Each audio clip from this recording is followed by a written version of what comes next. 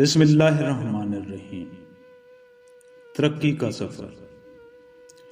رات کو سب 9:30 بجے تک سو جایا کرتے تھے۔ رات دیر تک جاگنے کو نحوست تصور کیا جاتا تھا۔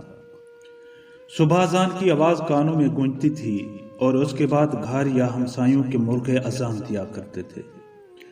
گھر میں درخت موجود ہوتا تھا اور صبح صبح چڑیوں کی آواز کانوں کو سنائی دیتی تھی۔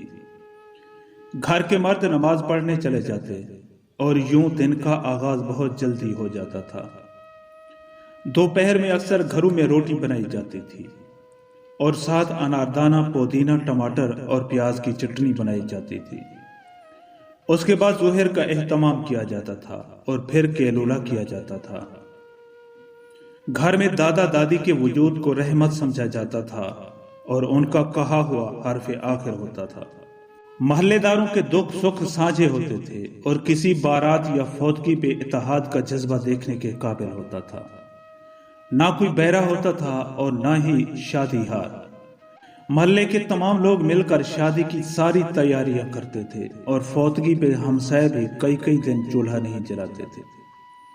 پھر دیواریں اونچی ہونا شروع ہوئی، درخت ختم ہوئے، پرندے اڑ گئے، مرغ پولٹری فارم میں چلے گئے اور دیواریں اتنی اونچی ہو گئیں کہ مسجد کے لاؤڈ اسپیکر کی آواز بھی کم ہونے لگی۔ ایک وقت میں کئی کھانے کی ٹیبل کی زینت بننے لگی۔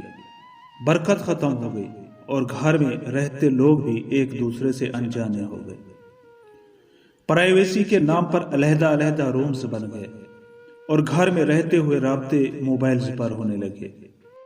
شادیاں ہالز میں ہونے لگی اور محلے میں فوتگی پر منہ دکھانے کی رسم چل نکلی۔ تو نتیجہ یہ نکلتا ہے کہ ترقی کے اس سفر میں ہم نے سب کچھ کھو دیا، پایا کچھ نہیں۔